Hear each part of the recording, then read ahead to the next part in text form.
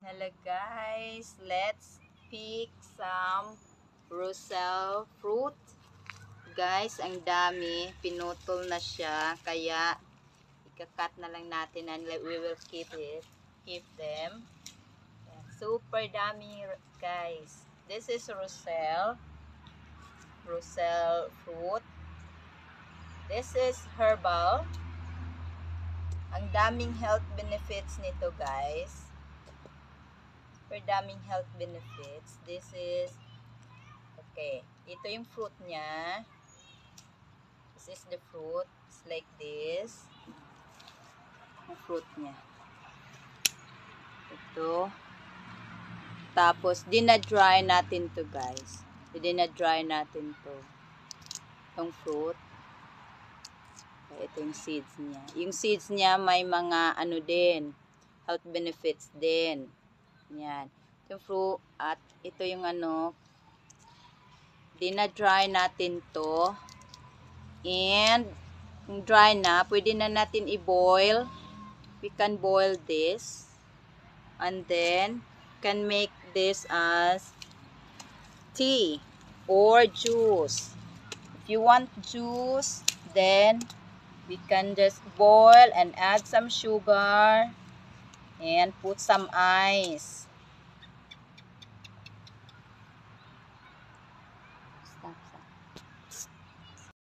Has many health benefits guys, yung ano, Russell juice.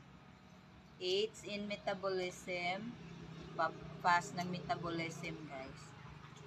Tapos, yun, pampapayat. Mabisa daw siyang pampapayat. And this is so refreshing. And it maintains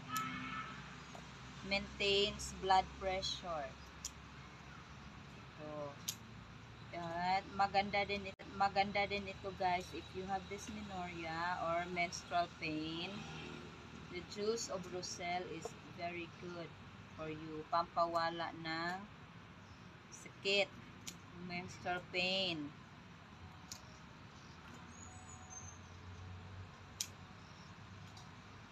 And yung leaves din niya guys, ito yung leaves. This is good for panghalo din sa salad. Kasi medyo maasim-asim to guys. Yung leaves.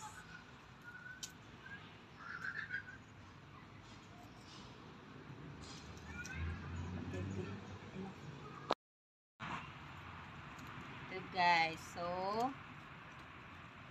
guys, I'm not sure if we have this in the Philippines, but here in Thailand nagtitinda sila nito ng mga dried na ganito, dried fruit.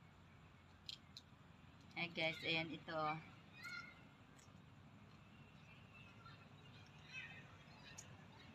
Maasim siya guys, maasim.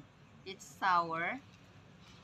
Kaya when it's dry na guys, ito yung mano niya, maglalagay lang tayo ng konti at pakuluan, i-boil. Tapos ayun. Maasim-asim na and then lagyan ng sugar. And so refreshing. Refreshing. Itong dahon din niya guys, pwede ding pakuluan yung dahon niya. And this is good for ayun nga, metabolism and no daw guys, urinary tract infection. Mabisa din ito daw. At may mga anti-cancer properties siya. Guys, ang dami pa guys.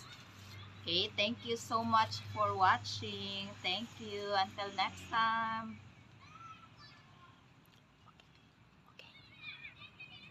Okay ba? Enough.